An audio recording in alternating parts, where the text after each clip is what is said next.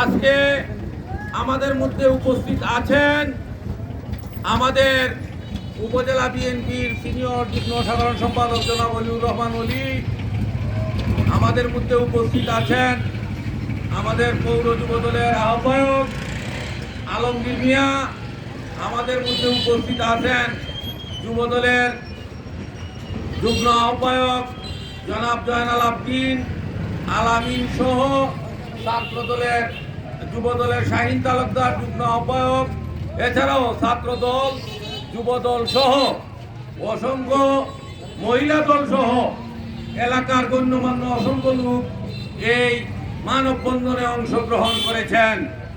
সম্মানিত নেতৃবৃন্দ, 24শে জুলাই বিপ্লবে এই নুরুল আমিন তার ছেলে মেয়ে সহ আন্দোলনের নেমেছিল নবীগঞ্জে। আমরা দেখেছি এর ধারাবাহিকতায় ফ্যাসিস্ট হাসিনা পলায়ন করেছে, কিন্তু ফ্যাসিস্ট হাসিনার দূষণরা এই দেশ থেকে পলায়ন করে নাই। আমরা বলতে চাই, শুধুমাত্র একটি স্বামী স্ত্রীর ঘটনা, স্বামী এবং স্ত্রীর মধ্যে দ্বন্দ্ব, এই দ্বন্দ্বকে কেন্দ্র করে তৃতীয় পক্ষ নুরুল আমিনকে কেন এ বিষয়ে জড়ানো হলো, কেন তার বিরুদ্ধে মিথ্যা মামলা করা হলো, এটা আমাদের বোধগম্য নয়। আমরা আরো জানতে পেরেছি নবীগঞ্জ প্রেস ক্লাবের সভাপতি সেক্রেটারি সহ প্রেস ক্লাবে বসে এই বিষয়ে আপোষ মীমাংসার চেষ্টা করা হয়েছে এবং আপোষ মীমাংসার একটি কাঠামো তৈরি করা হয়েছিল। এই বিষয়ে নবীগঞ্জ থানার তদন্ত ওসি জনাব দুলাল সাহেবকেও অবহিত করা হয়েছে। আমরা জানতে পেরেছি পক্ষ অর্থাৎ এজাহারকারীর ইন্টারেস্ট ছাড়াই যেন ওসি দুলাল মহোদয় এই মামলাটি এফআইআর করলেন, এটা আমাদের বোধগম্য নয়। আমি লক্ষ্য করেছি টেবিল বাড়িতে প্রশাসন খুব উস্তাদ, কিন্তু রাঘব বোয়ালরা ঘুরে বেড়াচ্ছে, এ ব্যাপারে তাদের কোনো চিন্তা নেই। সাধারণ মানুষকে ওরা হয়রানি করতেছে।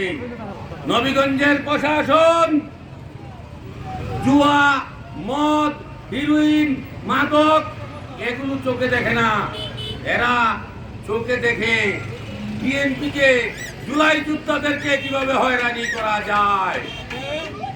আমরা পুলিশের ঊর্ধ্বতন কর্তৃপক্ষের কাছে বিনয়ের সাথে বলতে চাই, পুলিশের ঊর্ধ্বতন কর্তৃপক্ষ, আপনারা নুরুল আমিনের উপর কেন মামলা হলো, কেন মামলা রুজু হলো, এ বিষয়ে আপনারা তদন্ত করে দেখবেন।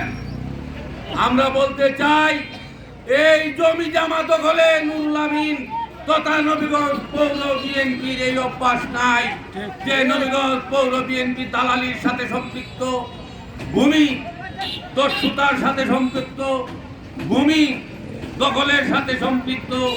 নবীগঞ্জ পৌর বিএনপি এই ধরনের ঘটনার সাথে অভ্যস্ত নয়। নুরুল আমিন কখনোই এই